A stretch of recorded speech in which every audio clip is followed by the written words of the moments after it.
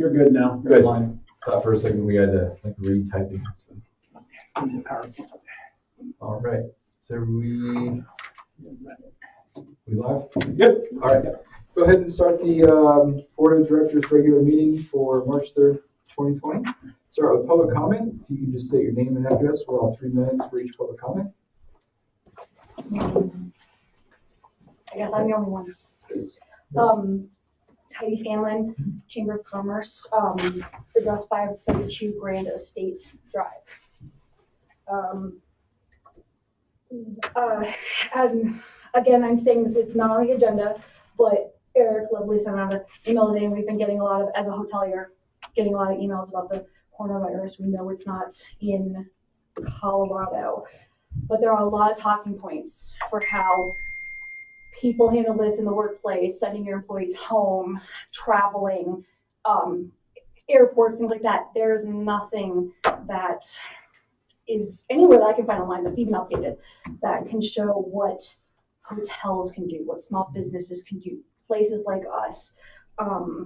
Something from like Hotel Business Online today posted, be proactive if your business doesn't already have one. It's time to create a business contingency, emergency preparation, and even pandemic stuff. I know we're not there yet, I know that, but we're a small town. We get a lot of people in the summer. It's spring break coming up. And even Hilton is saying they're, looking at a year of recovery from this and can lose almost, $50 million. In their eyes, $50 million probably isn't much, but in a town like this and small businesses like we have, it could be marketing dollars, it could be. And I don't know who is supposed to roll something out like that, just to help businesses kind of have the conversation when people call, or if someone walks into your business coughing. I'm gonna literally put it out there. Last Monday, I had a guest walk in. I've been coughing for 3 weeks. I was too. But she was in there like, oh, I'm glad I'm leaving. Altitude getting me coughing. 2 days later, I had 103 fever for 4 days. So and I had the flu, and I'm good now. But it's a real thing. How do businesses tackle things like that? If it comes to Colorado, I don't know who's supposed to be. Is the hospital going to tackle this, or we as hotels, Chamber of Commerce, Visit Estes Park? How are we supposed to handle this? It's good. When and if it comes up, and should we be putting it in confirmations that we don't have it, it can be updated, or is that too much of a? Can I just say one comment about this? And this is just an example of something like that. So in veterinary medicine, there is a disease in undercooked pork, right? Well, trichinosis and trichinella. And the United States has been trichinella free for 20, 30 years, right? So about 15, 20 years ago, they decided to put in the packages trichinella free. Okay. When they did that, pork sales went down the tube. Because all it did was remind people about it. So even though we didn't have it, True. people saw that, reminded about it, stopped buying pork. Yeah, you never do post So negative I'm stuff. saying you have to be a little careful about that. Right, and at what point because you're looking at, people start canceling because of just a fear. Right. And I can't say, I'm sorry, I'm keeping your money, because it's a quote unquote, it's spreading. Mm-hmm. If it comes to Colorado, how do we appropriately do something like that? Can we do something like that? How much money are we going to lose? Is it going to be like flood loss, or is it going to be like $50 million loss? So it's could it kill the town worse than the flood did? It's I don't know. It's just, I've already gotten calls, and that's why people are just like, I know it's not there, but should I cancel my reservations? I'm like, no. So the Hilton loss, was that in the United States or was that global? Nationwide. The nation. And it's just what they're projecting. So it's global. So It's global. even like the Asian. Yeah. Okay. So if they're just assuming that the outbreak, this is the CEO of Hilton, assuming the outbreak lasts 3 to 6 months, an additional 3 to 6 months recovery period for all of the world, that if they personally, just the Hilton brand, expects to lose 25 to 50 million, they hit in 1 year, and just that year. That's their estimate. That's the Hilton putting that out there. Obviously, they're putting it out to hoteliers, not really public, but they can recover from some of this To me, it seems like it's going to be a collaboration between both ELA, Mhm.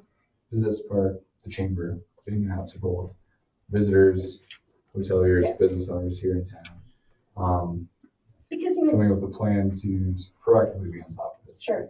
Because, we're getting obviously the recommendations from Colorado Tourism, getting the stuff that you guys sent out, but you click into these and it's just for travelers, for for your workers, for emergency preparedness response for hospitals.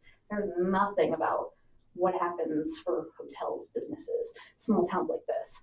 And it's something that we should, as just a town, just for us, at least be able to put out there and say, this is what we have. We're talking to the hospital. We're talking to UC Health. This is what we can do in this. And I don't know, it just seems like something that for our own ecosystem up here might be helpful. Sure. Limerick County Health and Environment is taking the lead on this. Have you been on those phone calls? There was one last week, Yeah. there's another one this week, so. And you sent something out today about coronavirus as well. Yeah, So, we're working closely with CTO and the National Tourism Organizations. And so, but when you click into them, they're only talking to you about, and I clicked into all of them, they're only talking to you about travelers, ships, schools and hospitals, healthcare workers, and like airport and stuff. They're not talking about the kind of businesses that we run up here. So that's because what they're They trying don't to know. talk about is the health professionals who are the ones who understand what's going on. And like it said in the email, there's been 0 cases in Colorado so far. And, there's all the what ifs, but you really can't operate based on that. So what they've stated, according to the National Travel Association, is there is no restrictions on domestic travel at all right now, and no requirements or requests to not go anywhere. So there have been some conferences that have canceled because of concerns, and those are mostly international conferences. Mhm.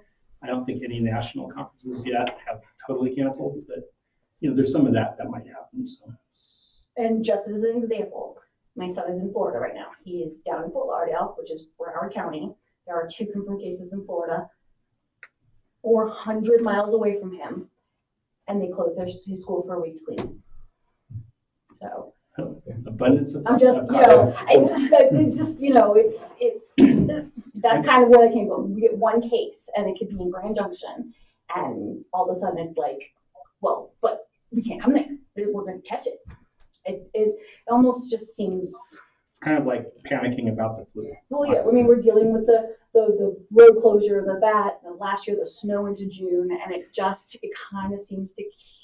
We had the flu. We had what was it? The swine virus. We had all those other ones.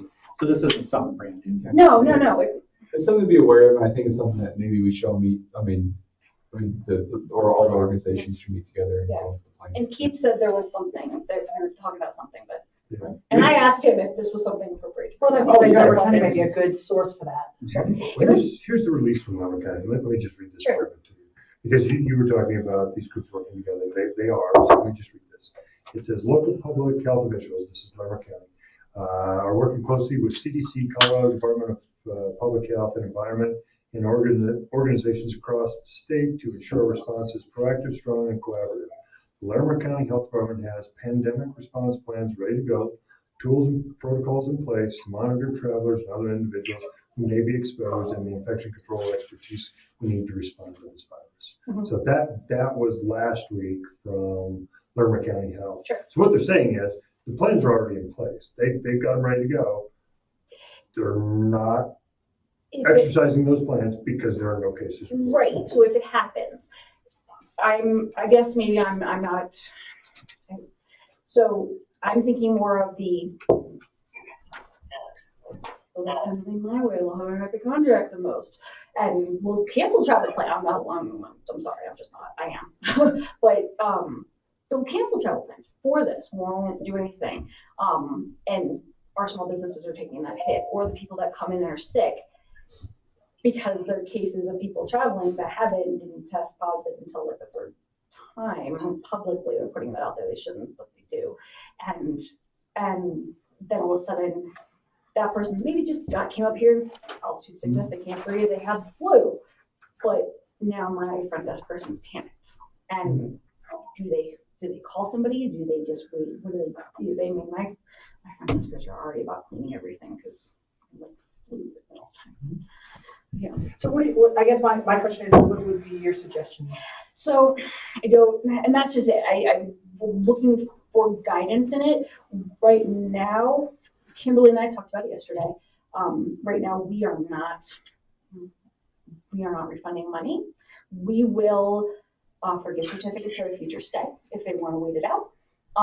If it does get really bad, I guess we'll come to that bridge when it gets there. I'm just looking at the people that do come here and maybe do get sick. I mean, flu is pretty rampant around here right now. Brought something in. It's the people that come in and they're just not wash their hands. I mean, the fact that the CDC had to put out something on how to wash your hands, it's 2020, people. Come on, we know how to wash our hands, but we don't. And so it worries me for just those few people that just don't care. You know, they've spent a lot of money on this vacation. They're coming no matter what. They're traveling. They've come over we have people that come in from the UK. They'll stay here. They'll stay at our place for a week and stay at another place for a week, and then they'll go over or down Colorado Springs and up and over, and they'll spend 2 months in Colorado before they go back.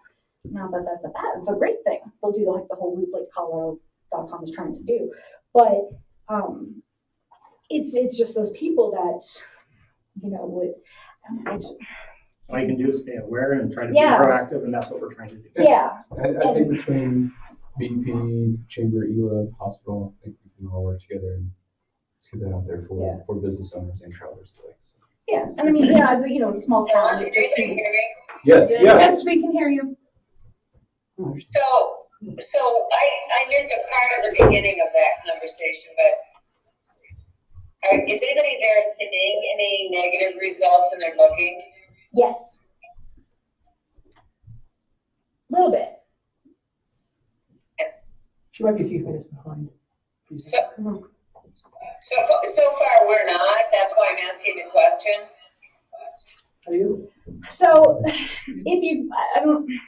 so far from what the public stuff has been, watching through the CDC and all of that stuff, it is staying in primarily colder climates right now. So right now our May bookings are significantly down. Spring break, we're usually pretty booked and we're not. But I also don't know if people just don't understand, again, it's the park thing. A lot of people were like, oh, we can't get in the park now. Even though that happened last year, but people will do that. But some people going through a big hub like Denver worries them. They'll go, south where it's warmer because that's where they're saying it's not going to go.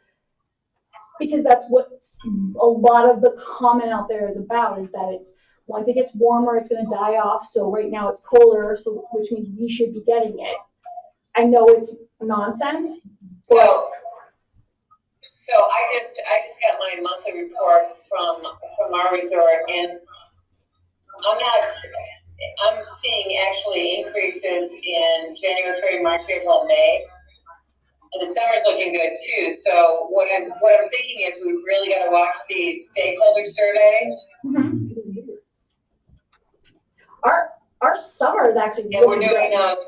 Eric, you're getting those out monthly, aren't you? Yeah. Yeah. Yes, we are. Our summer is I actually think really we got good. to keep an eye on that. It's the spring. So I think that the thing to keep an eye on is more the domestic airline travel. And if we start seeing that getting hit, then there may be some impact. But until that really starts happening, it doesn't, right now from all the indicators we're looking at, things are looking pretty good so far for this fall or spring season. So, we've got the road closure and some things that might have a little bit of impact too. But overall, trend-wise, things are good right now overall. But I do think that it's something just to keep an eye on, and we just have to be aware of it. But I will say that the road closures, guests are not. They're kind of like, oh yeah, that happens. It's Estes Park, yeah, and they're fine with going around. We didn't see the impact like we did a couple of years ago. Yeah. This year they seem to be fine with it.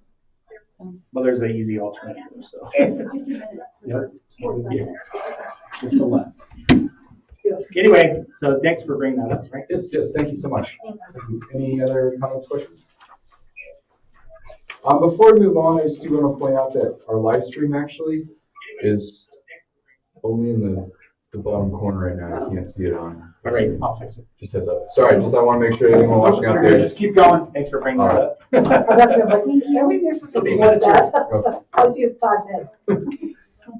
Well, Just it's only Like Next time, a little more power next time. All right, so moving on to the Rocky Mountain National Park update. Ms. Kyle Patterson. Take it. Hello, everybody. I have a few things to cover with you all. So I think hopefully you've received our visitation stats and where we Thank you. fell again this year. So you all should have our December stats now, which show that we were up 5.9% for the month of December. And then so year end, we had a slight increase, 1.7%, which pushed us up to the 4.6 million. And then just last week, the National Park Service overall released their numbers, and I forwarded that to you all as well. And we were the third most visited national park in 2019 as we were in 2018 as well. So you guys have that and the breakdown of the other national parks. So again, I think you all have that. If you have any questions for me, but I just wanted to bring that up since we hadn't talked yet. You guys also got our January visitation stats, and so we were up about 6.6%. And we all know what happened last January. We were at the tail end of the government shutdown. So, that certainly was some of the impact from January to January. So we'll be eager to see what February numbers are. But we tried to, calculate it as best we could during that time when we were having walk-ins in January. So I think, it's a pretty good comparison from January to January. So does anyone have any questions about visitation stats before I move on to the next topics? Okay, very good. So I also just had a quick update on the coronavirus. When these things happen, certainly people reach out to national parks because they know that there's a lot of travelers that are coming through, both domestic and international. And so we've had 2 inquiries. Very calm response, I think, is really, really critical and important in a time like this. And so, and just really stating facts rather than letting the emotion take us over. So I think we reached out to Visit Estes Park because they were also asking not only what do you think at Rocky Mountain National Park, but what do you think about the town of Estes Park as well. So I reached out to Eric and Rachel and Kate, and we just kind of talked through the response. And so Visit Estes Park, connected CTO, and I think CTO was probably working on it at the same time, Eric. I'm guessing it was all kind of a parallel. I was in a meeting with them on Friday. Yeah, exactly. So it was a parallel task. So I think, our messaging is very consistent with you all and vice versa. And so in fact, leading to that, we have a research conference that's coming up next week. And it's our biennial research conference. We have it every other year. It's going to be at the community center. You all got a news release on that. Usually it's pretty high local and these kind of front range attendance. And so I had a reporter today asking if we were going to be doing anything different from the research conference based on the coronavirus. And, I let her know that there are no confirmed cases in Colorado, and that our attendance was very much local, and, that we would make some comments in our opening remarks about, hey, if you're sick, go home. And just the standard CDC statements. And that was really all they wanted to know. And then they moved on to the next story. So I just wanted to let you guys know from our perspective, our response is pretty consistent. So 2 other things that I wanted to wrap up with. I just sent a news release, so I don't know if any of you have had a chance to look at it, on our road construction, because we need road construction on US 36 as well. We're feeling left out. And we also were timing when we were going to release this because we didn't want there to be additional confusion as to 36 outside the park, the 34 roundabout, and then this. So we really tried to be really clear. This could have been a lot more disruptive than it is gonna be. And so we really tried to work out a way that we were just gonna have night closures from 7 PM to 7 AM, but I'm gonna just, I'm trying to sit, I don't know if I have enough copies for everybody. But, I just wanted to just quickly go over this with you guys, realizing that this is 2 months away, but just wanting to make sure that I was available to answer any questions that you might have. So basically, we're not sure of the exact start date in May, so we just wanna, set expectations that it's May through September. It's basically, from just east of the Deer Ridge Junction, so be thinking of where the parking area is at Deer Ridge Junction. That will still be accessible. I'm sure it will be a happening place, as it usually is, but that will be accessible. So the work will be taking place just east. Sorry. No worries. There was a lot of feedback there. I'm fine. Sorry, Deb, sounds like you're cooking dinner. Or she has headphones. It's not working. I think you can do the dishes later, so maybe you can face it to the aisle. Hi, Deb. Hi. Good, how are you? So, the section again is just east of Deer Ridge Junction to just west of Bear Lake Road. So Bear Lake Road will still be accessible through all of this. The night closures will take place Sunday night at 7 PM. The road will reopen at 7 AM on Monday. Monday night, close at 7 PM, reopen Tuesday morning at 7 AM. So, Upper Beaver Meadows Road, will not be accessible during those night closures as well. So, some of the activity that takes place on Upper Beaver Meadows Road, will we won't have that activity this summer. And so that's just some of the impacts, but again, we're trying to limit the amount of impacts through that section. I think that, again, we're just putting information on our website, but I think particularly we've also forwarded this on to ELA to pass along to their membership, and then our other, aspects of our robust news release list. But I think one part, Deb, just to single your property out, when people are coming, if they're coming from Grand Lake and at 7 PM, they're gonna need to go out through Fall River entrance to access your property. So those are kind of some messages that we're hoping some of the lodging or folks will kind of convey to their guests. Same with some of the properties along Fall River Road. If people are wanting to kind of get up Bear Lake Road and want to get up there to park, we would recommend that they don't spool up by Deer Ridge Junction, but they come around through town and come in Beaver Meadow entrance so they can get up to Bear Lake Road, and find parking availability. So just things like that we'll be continuing to work with some of the local businesses just to kind of help their guests plan around for this a little bit. There will not be any nightly closures Friday into Saturday or Saturday night into Sunday. So do you all have any questions? And I'm happy for you to kind of soak this in, and feel free to reach out to me anytime if you need other information on this. But again, we had a number of phases that were possible. One was the Beaver Meadows entrance being closed for 3 months. So, and that was gonna be March through May.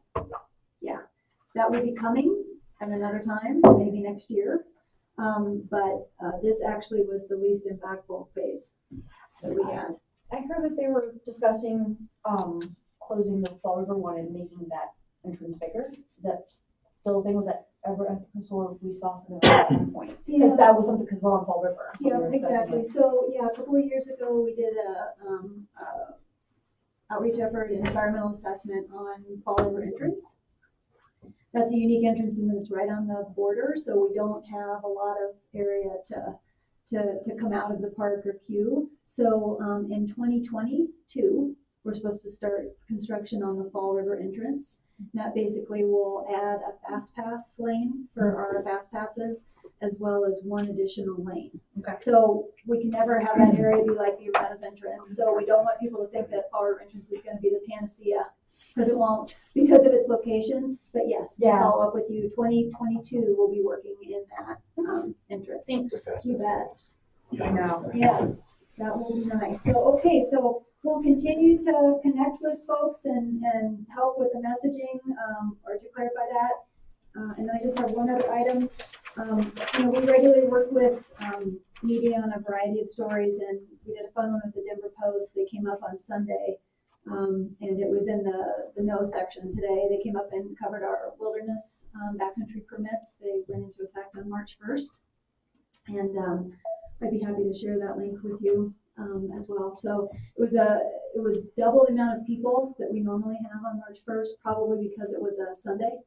So we had 71 people that put their name in the hat, and then we also had outfitters that were there as well, and then we had online happening simultaneously once we started doing the in-person walk-ups as well. So again, people very passionate about the park, very, very interested in camping in the wilderness in Rocky Mountain National Park, and we continued to see many, many nights in Rocky Mountain National Park were at capacity, both in front country campgrounds and wilderness campsites as well. So anyway, look for that story. It's it's a really neat story on the wilderness camping in Rocky.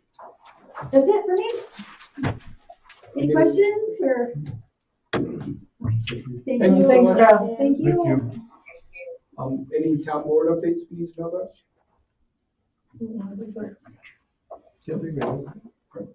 on, we'll go to the president and CEO report. Thank you. So just wanted to make sure that we introduced a couple of our new staff that are here tonight. So Kristen and Rebecca, you guys want to introduce yourself, tell anything about yourselves real quickly? Yeah, sure. 1 second, Terry. I'm Sorry. sorry, hold on. We Forgot to approve the agenda. I wasn't sure you did that. can I get a motion to approve the agenda? So moved. I'll second. Okay, take your votes. Aye. Aye. Deb still here? Deb, you here? Deb, Deb, you approve the agenda?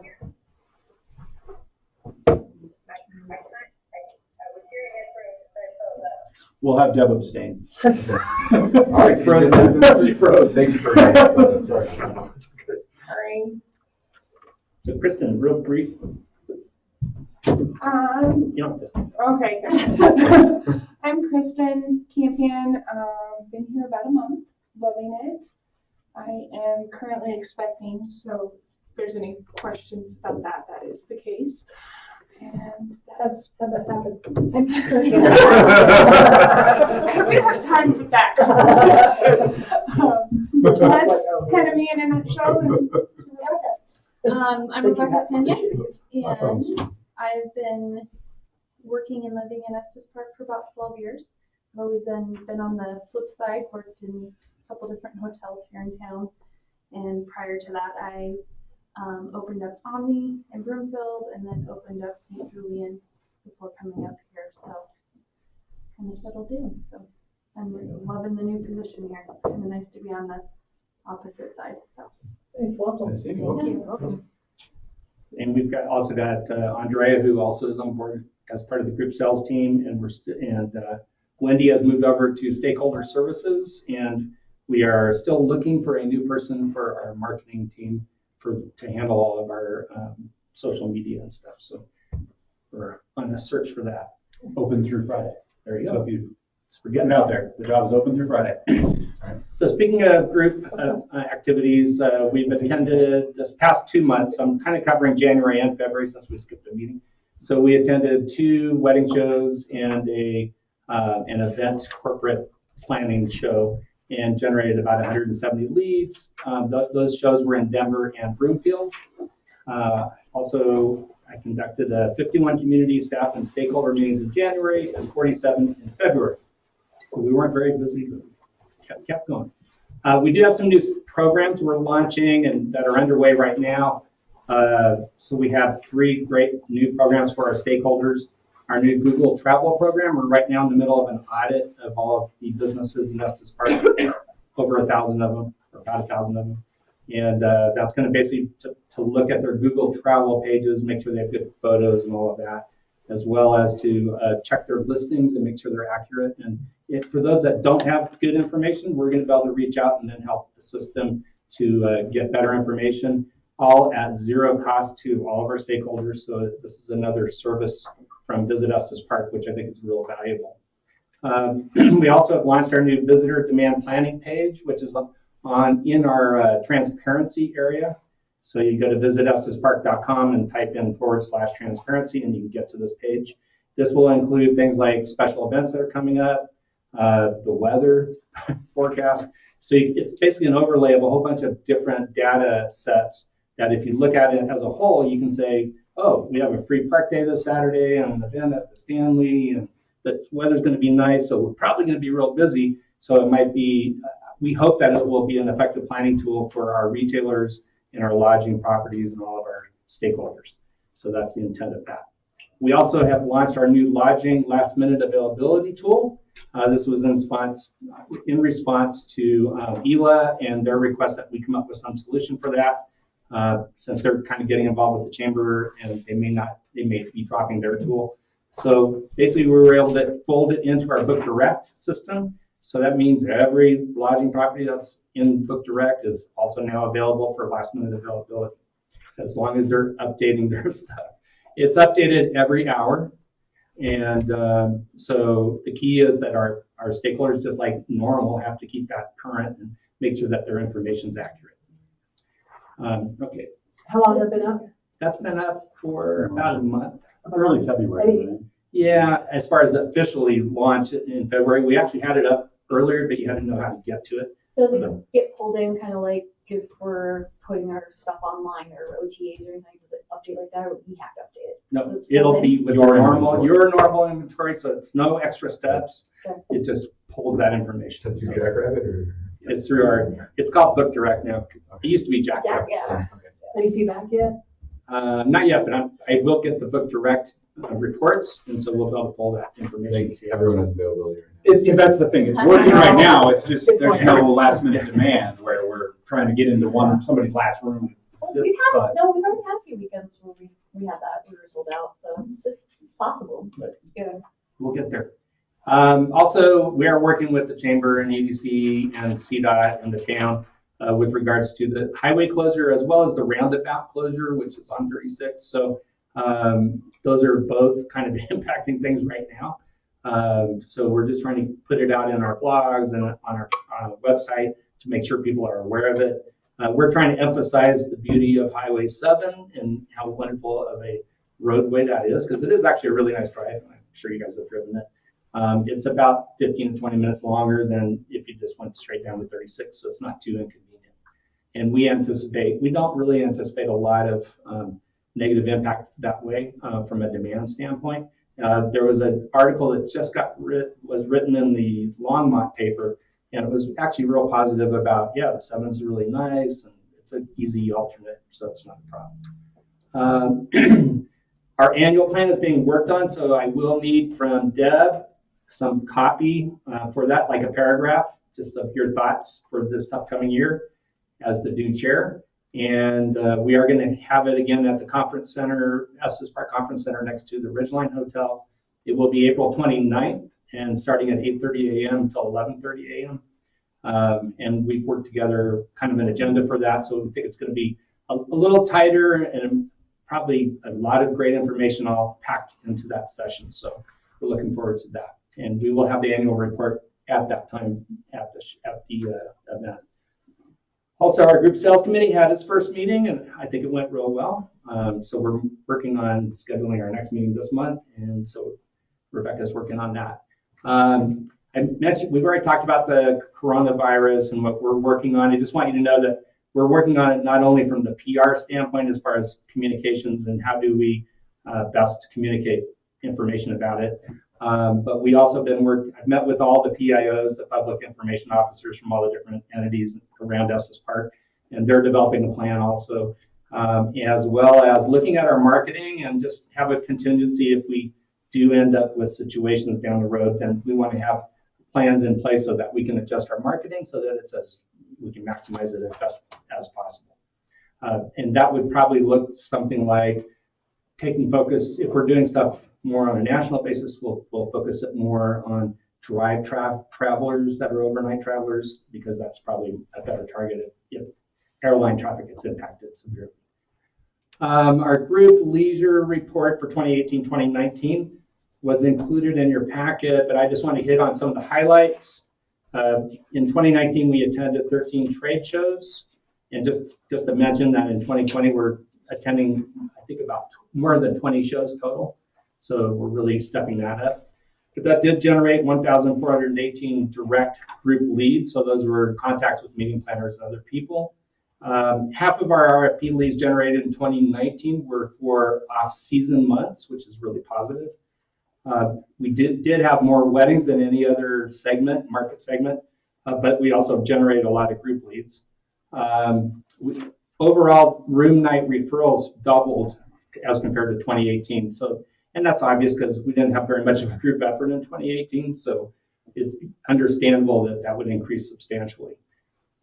Also, we spent about 3% of our budget for group and generated a lot of results, as you guys saw, with about a 24-to-1 ROI and over $2 million in room night value. Just want to mention that's for the total impact of 2019, which includes the years 2020, 2021, and 2022. And in fact, more of the group leads were generated for 2021 than for 2020. So kind of interesting. So it'll take about 3 years to realize all of that effort. Also, lodging tax revenues overall increased about 10.5%. That's January through November. And just to mention that that's leisure and group, that's everything combined. But it is a good solid number that we can use to kind of track things as we move forward. We're also going to be tracking that in our new comp report on a monthly basis so that we can give you guys comparisons to other markets. And you will be able to kind of look at how they're doing as well. So going back to that room night value, that 2.2, is that actual revenue or is that just lead, like potential revenue? That's actual revenue from the results of the room nights that were generated. Okay. So, And we were talking about weddings and stuff going out 2 years. When I'm on a wedding association, yeah, it typically the average for booking a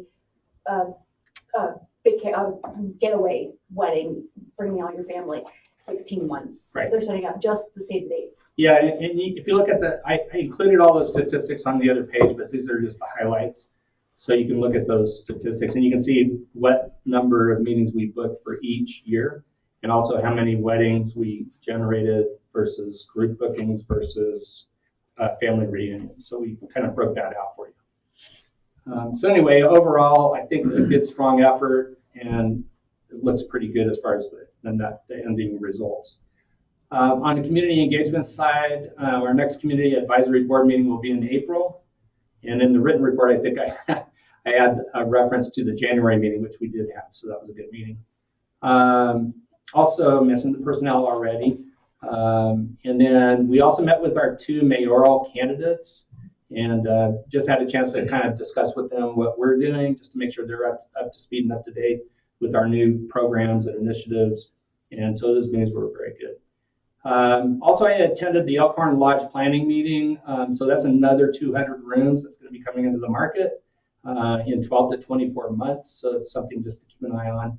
We're always, paying attention whenever there's new inventory coming into the market because we've got to fill those rooms up and not try to minimize any negative impact to all the other lodging partners. But they're also bringing weddings, Yeah, groups, lots of and restaurants. So yeah, 3 restaurants and a number of cabins, some of which they'll use for staff.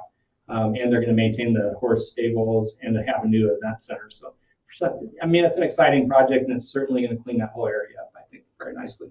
And the people that are doing it seem to know what they're doing and they've got a lot of experience in similar locations.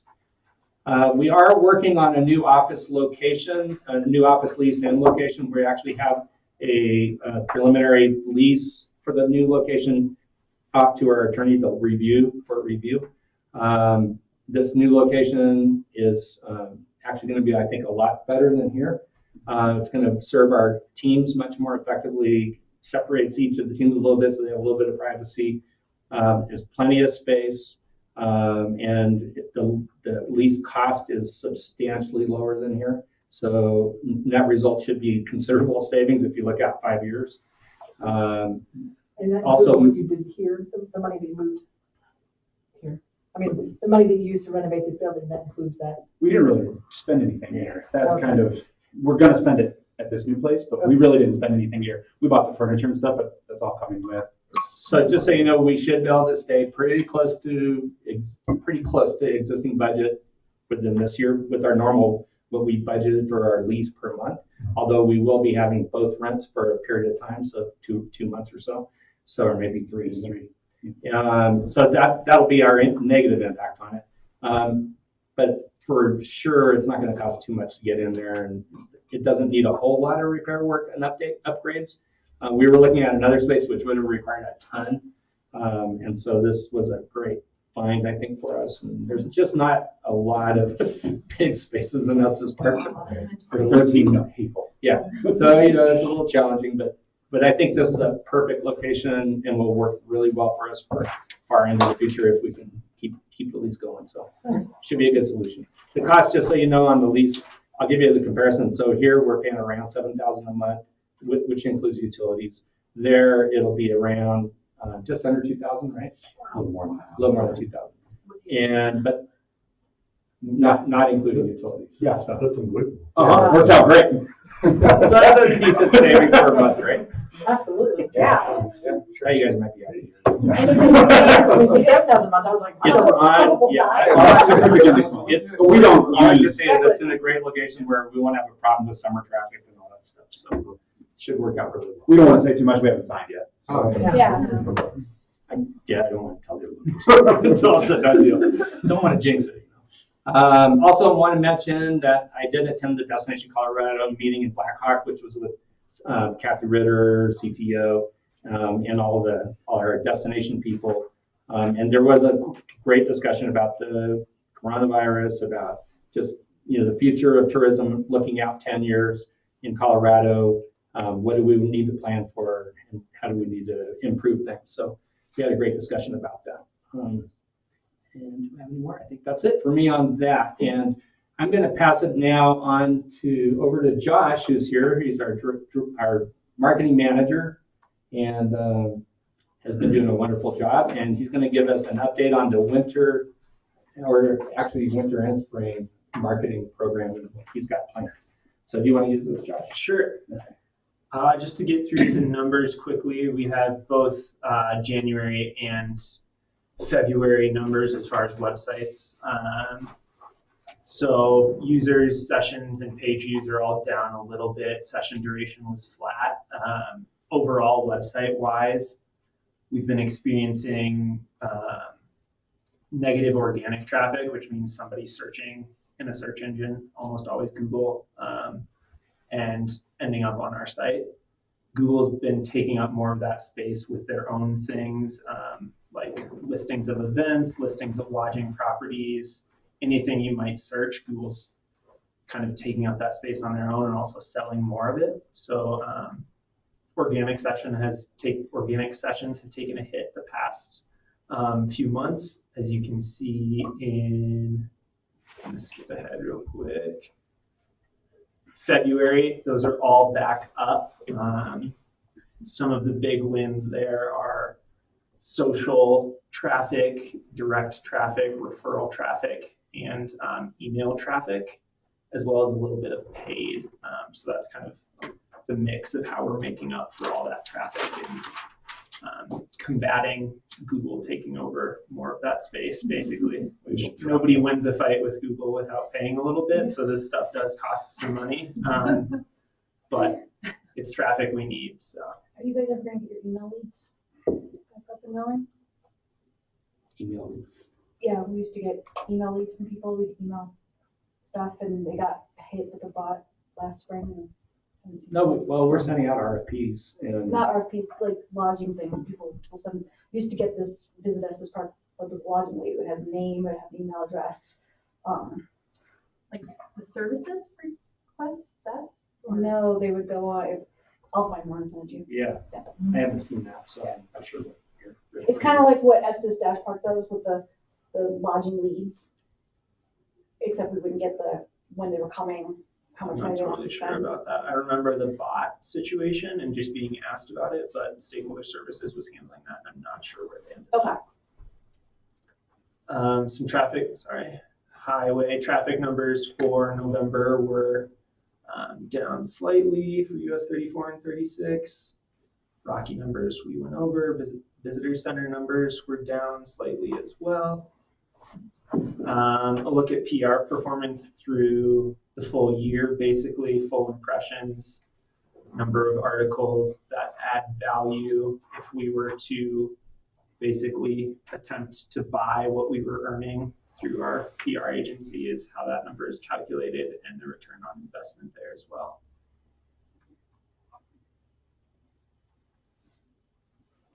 You can see traffic numbers were up in January.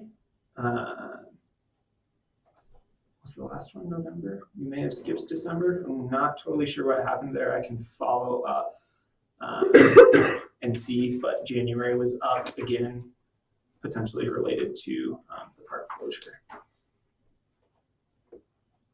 Okay, so those were the December numbers. I just had them mislabeled on the slides. So we were down slightly in December. Rocky visitation again. That's probably December. Yeah, I'm not totally sure either. And then PR performance to start the year, we've already got 30 million impressions through, this is just the end of January, not including February, 3 articles, an ad value of 60K, and almost 10-to-1 ROI. So off to a good start there. And just looking back at winter 2019-2020 a little bit, these are our target audiences that we're looking at, family, couples, and adventurers. I meant to say, if you have any questions at any point, feel free to interrupt me. It'll be easier than going back for sure. So yeah, these are kind of the specific audiences we looked at. This was pulled actually from fall, so the activities we're kind of targeting for each one will change in the winter a bit, but I think it gives you a pretty good idea of household income, behavior, geographics, that sort of thing that we were looking at for the winter. This is kind of what our winter buy looks like. Quite a bit of stuff going on up top. You can see some of the pubs we bought in, as well as the Warren Miller ski tour and open snow. Both of those kind of push that Estes Park pass. We've got athlete in residence coming up at the end of this month into April a little bit. Facebook, Instagram, and search driving our blog traffic, as well as some Hulu ads and some more outdoor pubs, display, and Pinterest buy. This is just an example of what one of those publication buys would look like. This was a piece of sponsored content we ran in Free Skier. It ran in their print magazine as well as online, and was accompanied by a full page ad. With that, we were also able to loop in some PR. So we hosted a Free Skier fan, and they did an avalanche course with, I believe, Colorado Mountain School, and wrote a story about that, which is significantly less expensive than sponsored content, because all we have to do is host them and they write about it. So that was exciting and a cool addition to the buy. Looking ahead to athlete in residence year 1, some of our totals: over 5 million reach, 225,000 engagement, which is a comment or a like, and a really good engagement rate. Normally, a solid engagement rate would be 3%. We were up at 4.4, which we were really happy with. So people were interested. I know this is Rachel's thing, but the when we host the people that write these things, I actually got a couple of guests last summer from an article that they saw from one of those people that we hosted. Awesome. And they stayed with us because of it. Very It was, cool. yeah, it was very cool. And looking ahead to year 2, we did receive a $25K matching grant, which we're using to bolster the program a little bit. We're not planning on bringing more athletes, but instead distributing and furthering the impact of the stories that they're telling. We're looking at creating a video encapsulating those who have been there year 1, as well as people coming in year 2. We're installing more community engagement pieces. Joey Schusler, who's a mountain biker, rode with the high school team, and that was really cool. He was really stoked about it. The mountain bike team was really stoked about it. And Yeah, it was fun. people online were really stoked about it. So we're looking at doing more of that. And we've also lined up our first athlete at the end of this month with our CTO Instagram takeover. So they'll be on the Visit Colorado Instagram as well as their own. The athletes we have coming up, Carolyn is the one who will be doing that CTO Instagram takeover. She was here last year, had just torn her ACL in training for Everest, so wasn't able to do as much as she hoped. But we're bringing her back, and hopefully she can do some cool things. A new fold into the athlete in residence is Paige Clausen. She grew up around Estes, so it's almost like a homecoming, exploring her local crags, that type of thing. So that'll be a really cool twist. And then ultra runner Courtney Duwalter, who's just a really fun follow and really cool, super awesome runner, and will be running around Estes Park in May.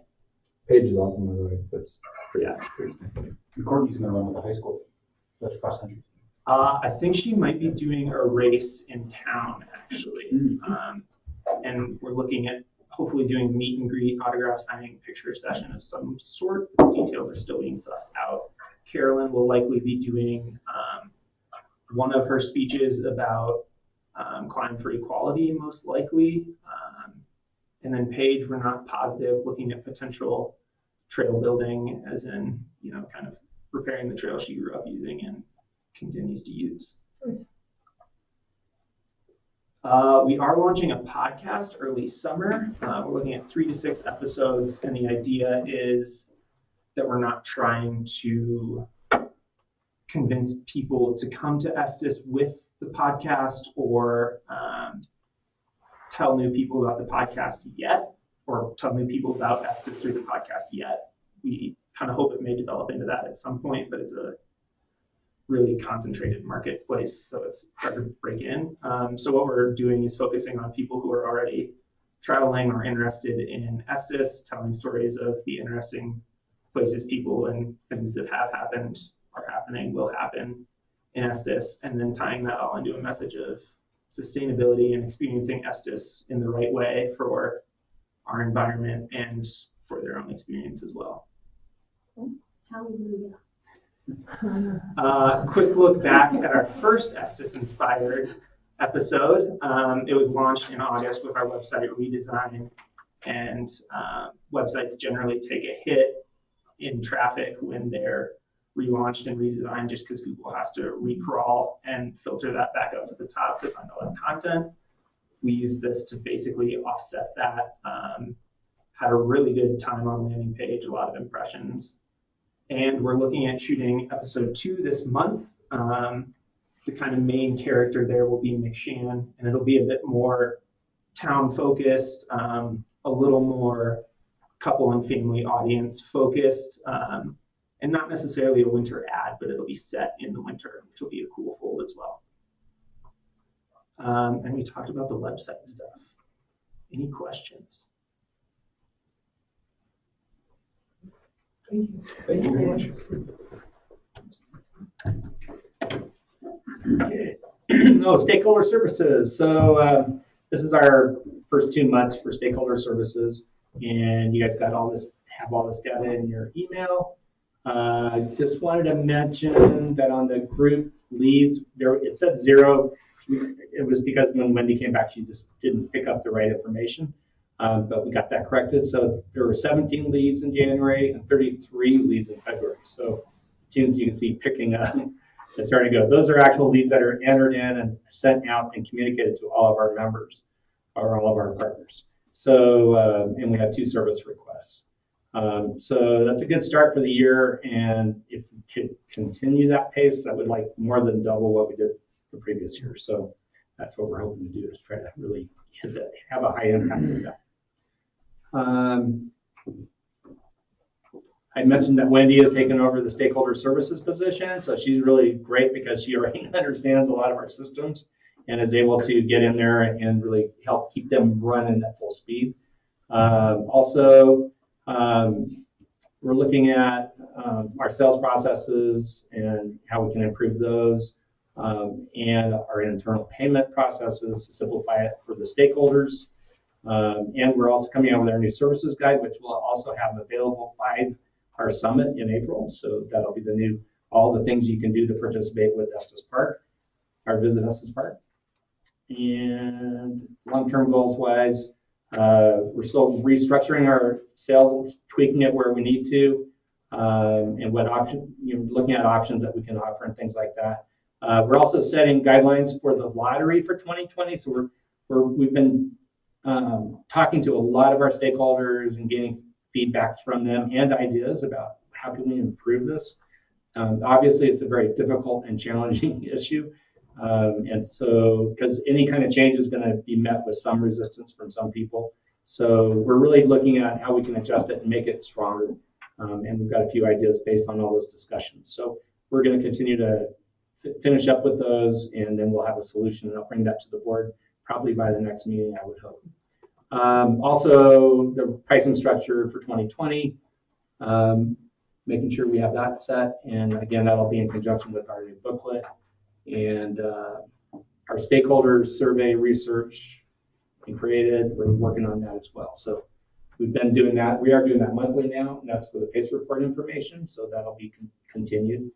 And then as far as communications go on the stakeholder services side, we've been putting out the newsletter, and we're getting a pretty good open rate on that, but we still aren't reaching every single person. That's always a challenge. So we're trying to figure out other ways to do that by mail or by other means. So we're going to take a look at that too, to see how we can reach every stakeholder one way or another.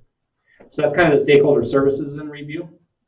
And by the way, Abby will be coming to the next board meeting to make a presentation just of what's going on new in her department, and she'll give you a new update. So we plan to bring each of our team leaders in and rotate them through. So every quarter, you pretty well get to hear from these guys about what they're doing and what's new and what's updated. So I think that'll be helpful for the board.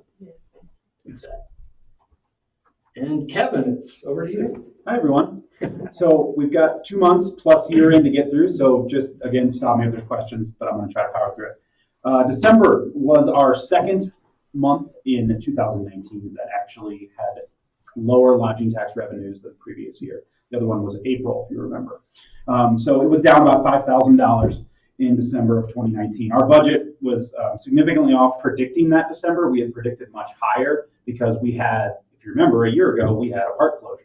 So we had anticipated that, and our budget was way off. That was the 1 month that our budget was just way off. However, the good news is our 2019 lodging tax, we did come in $130,000 over the budget of $2.4 million, which was a 5% increase over our budget, which ended up actually being a 10% increase over 2018 actuals. So when you bundle all of 19, it was a great year for Estes Park as far as all the lodging properties are concerned. Yes? On some of that, I know starting October 1st, Expedia is going to remit all lodging tax payments. Has that been? So I'm working with someone there, and I'm not sure how much info I can go into because they made me sign something, but they're struggling to figure that out. How much of that is affected in there? And also, starting April 1st, Priceline Go is doing the same thing. So I haven't gotten that update yet. More. So the state really, there's a local government office at the state level who provides me usually like 60 days notice of these kinds of things. I haven't gotten that April one yet.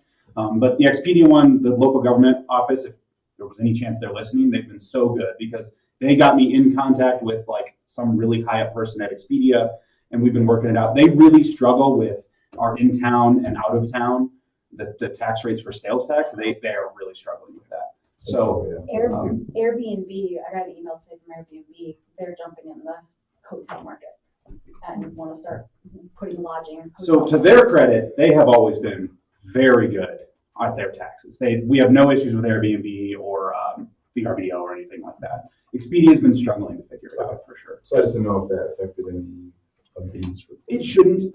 They did get current by the end of the year. I don't think they had any problems in December. Their problems are just the amount. They're putting a lot of work into it, and there's been a lot of back and forth with spreadsheets and is this property in town or out of town, and they're contacting the county and looking at maps. It's a whole thing. But it's definitely getting sorted, but it is not sorted today. And I'm assuming when they jump in April, it'll be the same exact situation. But anyway, what that does is, I don't know if I said this, but there was a 10% increase over 2018 actuals. I just kind of highlighted a few of the 2019 things on the budget. Anything that was more than 5% off budget, up or down, I kind of listed. And again, our entire P&L and balance sheet every month and for the year is on our transparency page. So I just kind of here wanted to have some of the details. We did have that 10% increase over the lodging tax. Digital media came in about 15% higher than budgeted. Oh, I'm sorry. Can you get it forward? There we go. Okay, perfect. Audit expense was significantly lower. We did that forensic audit, and we actually were able to pay some of that in 18, but when we planned, we weren't sure we were going to be able to, so that did come in significantly less. Personnel was just a little bit over. A few of the causes, we did have a severance, benefits that happened in the middle of the year when the town board generously approved spouses, hit Visit Estes Park insurance pretty hard on the insurance. And then one thing I really wanted to kind of focus on is the next one. Visitor guide revenue was down 30% from 2018. And that seems very alarming.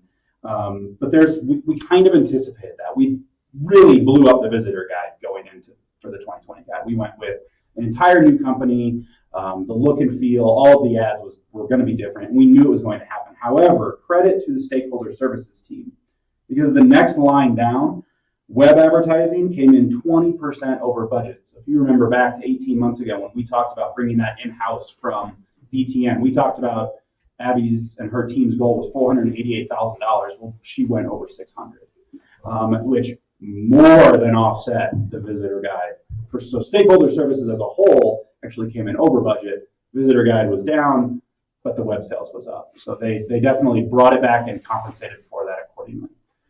So nothing but confidence for them to meet that lofty goal they have for 2020 on the web sales. The visitor guide production costs were up, but that was just basically because that was 1 year of hurt that was going to happen. The way we were paying it before, we were breaking the payment up year over year with the old company. The new company's contract was all up front, so there was going to be 1 year where that happened, and we had known that was going to happen. Essentially a year and a half payment. Basically, yeah, but now we're good. Now it'll always be up to date. So those are some of the more notable things that we had in 2019. Another one that I think I just brushed over was the mileage was the biggest one percentage-wise. And that's because, just to kind of take you guys back, when we approved this budget, this board approved this budget, Eric was not hired yet. And we did not know we were going to have a massive group sales program that was going to have him traveling around the country for 9 months of the year. So that was just one of those things that kind of came with that we didn't see coming. And it was obviously adjusted for 2020's budget. Kevin, just one comment. Yes, sir. Helpful for me if it's in addition to putting a percentage, you put the extra dollar amount. Oh, sure, absolutely. Yeah, because it sounds like we're 10% down on sales, but Yeah. we were up, so. I got you. I can see why that would be I confusing. think 50% of $1 million versus 50% of $10 is. You have that on the transparency page. I do, yeah. I should have put it in here, though. I should. I know I can go back and actually look at the number, but it's easier. So Have it right there. That's a great comment. Yeah. I should have put that. So let me just actually give you those numbers because I kind of remember them. The visitor guide revenue being down 30%. The goal was 288,000. It came in right around in the low 200s. Web sales was the budgeted goal was 488, and I believe it came in at 602. So, but in the future I'll do that. That's an oversight. I totally should have done that. So then our 2019 financial summary, we had budgeted a shortfall of $93,000 spending our reserves. Just to kind of give you that history lesson. I'm so bad at that. Kind of give you that history lesson. We did that with the web sales. The idea was we were going to have to split with DTN for that first 6 months, but we had to bring on the staff. We had to bring on all the expense. So we planned on that 1 year of that. But with our massively increased lodging tax, we basically had a flat year, just slightly under about $5,000 under. So, about as flat as we can get. And we did, as far as total assets, we ended the year a little less than the year before, but some of that stuff was just planned and just the way that receivables hit. So that's not anything to really worry about. Just some of the way we did the billing and things. Some of those things got hit. So versus budget, you actually came in quite a bit better. About $90,000 better, yep, for the year than we planned. Because we planned to lose 93,000. And we lost 5. And by lost, we just spent the reserves that we had. That was the plan. So, Which is still way higher than what we've agreed on. Yeah. Plus the 3%. Exactly. And we'll get into that as far as our cash position here in just a page. No, you're fine. So looking ahead into 2020, we have our January, because this is 2 meetings worth of material here. January, the positive trend is back in January 2020. $168,000 was our lodging tax. Now that's for stays in December. I always try to say that. It's our January line item, but it is for the stays that happened in December. We had a budget of $84,000. Again, we look back at last year, we had a government shutdown, so we kind of pulled that back. But it was a $28,000 increase over the 2019 for the same period. So we're back on that track of growth again. I'm always very interested to see when that's going to stop, but things look good for now as far as the first month of the year. Notable expenses for January, we were really, really light on expenses in January. The only real one was group sales, was about $25,000, which is about 25% of their budget, but most of their expenses are front-loaded in the year. All of the memberships, all of their registrations, their travel, they're front-loaded on that, so that's a pretty normal and expected thing. Looking at our balance sheet, the beginning of the year is always the weakest at Visit Estes Park, as you could expect. We are spending that nice summer revenue that we got, but we're ending extremely strong, the strongest position that I've seen since I've been here. We ended with $1.486 million, which includes the $800,000 of reserves that Sean was just talking about, which gives us just under $700,000, $686,000 in operating capital, which is about $150,000 more than we had the exact same day 1 year ago. And most of that is attributed to Abby's team bringing in significantly more revenue from that web sales than we had ever anticipated. Yep. And the AR is very normal. I like to bring this up at as many meetings as I can. We are extremely, what's the word? Flexible, thank you, on how our stakeholders want to pay. If they want to participate in our services, I will work with you. As long as you pay it before the next one comes due, we'll figure it out. And that's been a request we've gotten from a lot of stakeholders that, they don't have the money to pay in January, right? They want to pay in August, September, and we're extremely accommodating. And that's why we carry such a large accounts receivable. Going back to sales tax, this is probably one of the more interesting things for 2019 to discuss in this group. I don't have a good answer, but I would love to discuss it. Lodging tax saw a 1.4% increase over 2018. Or for lodging sales tax. And that is a drastically different number than what we saw at Visit Estes Park for lodging tax, which was right around 10%. So obviously we are the entire marketing district, which is significantly larger than the town, but those discrepancies are definitely something Eric and I talk about, I don't know, daily. And we don't have a good answer for it yet of why the town properties are just not doing as well as the county properties. That's really what that number is telling us. So definitely something I wanted to share with you all. Could be that the YMCA is doing great. And they told me they had a really good 2019. So it could be they are doing gangbusters and that's making up a lot of that. So what is the percentage of lodging properties outside of town and inside of town? It's 60-40. 60% in town, 40% out. But that's not room or beds. It's number of properties with the YMCA, of course. Massively. I don't have that. It also includes vacation rentals, campgrounds. Yeah, a lot of people have moved over. So it's a little tough to break that all out and figure out where that all is coming from. How many beds are at the YMCA? You might know off the top of the head. Like You just toured it. Yeah, it's like Yeah. 1,700 or something like that. Yeah. I think it's 1,700, right? Okay. It'll make a big difference, right? Yeah. Yeah. But it would. I mean, Well, because they rebuilt some cabins and then they built a couple. Yeah. Yeah. But that's just something to chew on, think about. It's definitely something we need to be aware of and drill down. And Eric really made me onto it with the YMCA being the cause, but it's definitely something to be aware of. Because lodging, if you look at the Town of Estes Park sales data, lodging was the weakest sector for 2019. And that's definitely something to be concerned about. Still growth, but the weakest one. However, lodging does represent 30% of all sales tax collected in Estes Park. And when you add all of the what we call tourism industries, and that's a loose term because it includes restaurants, retail, it's just under 60% of all of our sales tax revenue generated from something you can attribute to our guests. All right, any questions on the financials for any of that? I went through it very quick. And again, all of the stuff is up there, so please I am happy to answer any questions. We do have our audit has been scheduled. It was supposed to be this week. Our auditor got sick. It is now going to be the first week of April. So our on-site work will be the first week of April.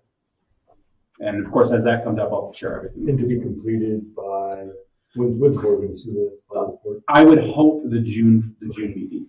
Yeah, because they have that due date to present it for you guys, and that's before our due date is. So they've got to do that town component as well, and they got to really get on that with him pushing it out a month. We talked at the last meeting that we were going to be doing those stakeholder future surveys month. Our new board chair has requested that, and we are doing that. So this is our basically our results from that January 31st, and then the second one went out on Friday last week. So the respondents can, thank you. Respondents, we had a pretty good mix: vacation rentals, cabins, and cottages, lodges, and other. And heavily weighted on the incorporated town, which I thought is going to give us some great data. And it really lines up with that kind of lower growth approach.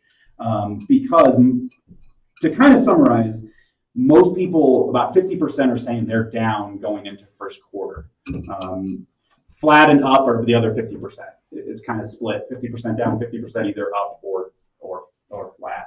And Sorry, Kevin, when you say 20% Larimer County, and that is facilities, not rooms. Correct. It's just basically when you're going down the survey, it's the first question is what kind of property do you identify as, and that's the left. The second one is your property in town, unincorporated, or both? And so we had that split.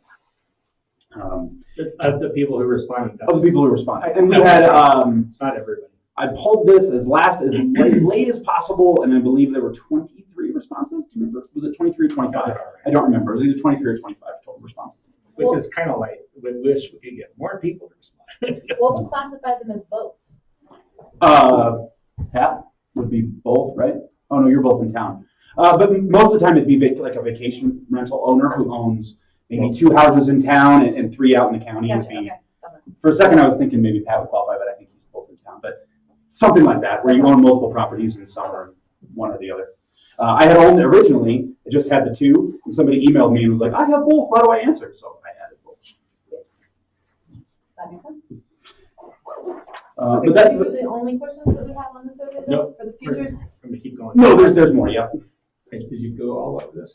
Yeah, so then there's the average room rate, which is pretty much consistent with where we were a year ago. And then the rate change, 56% stayed the same.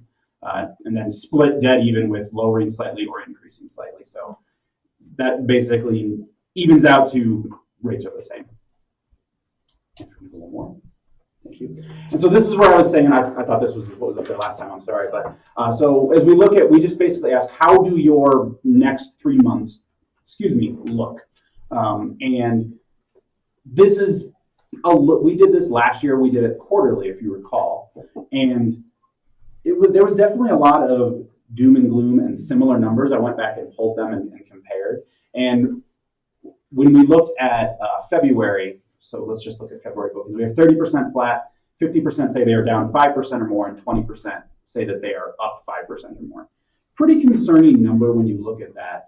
But when I looked at this exact same thing we did in last year, February about the same time, it was pretty much the exact same responses, saying that that's what it was. And then February ended up being something like 11% up. But what I find most interesting about this is I think this is accurate because 70% of these respondents are town properties.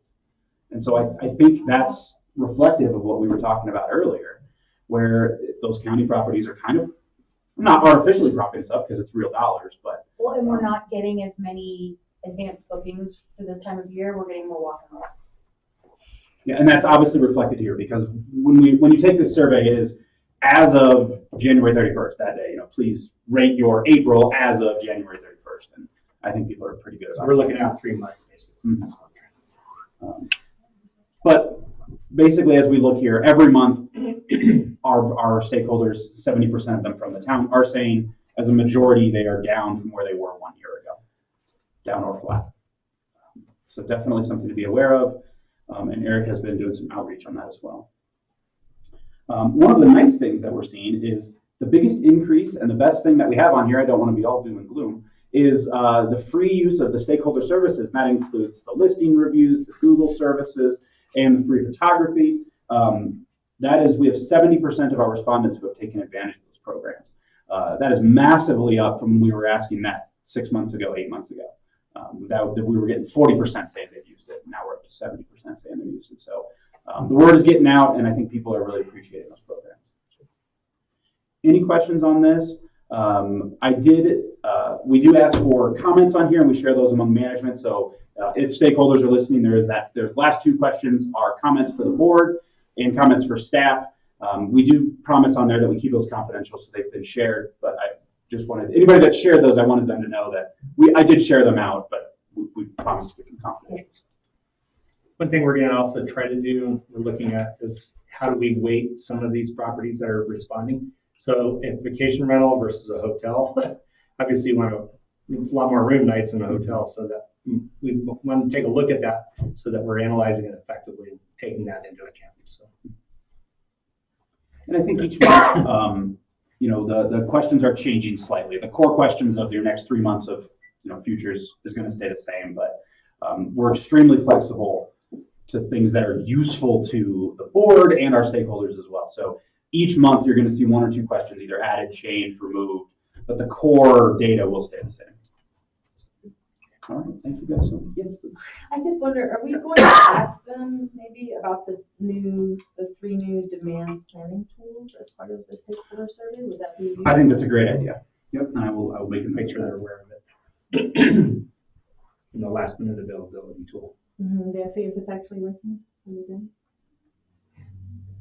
the summer, they use it all the time.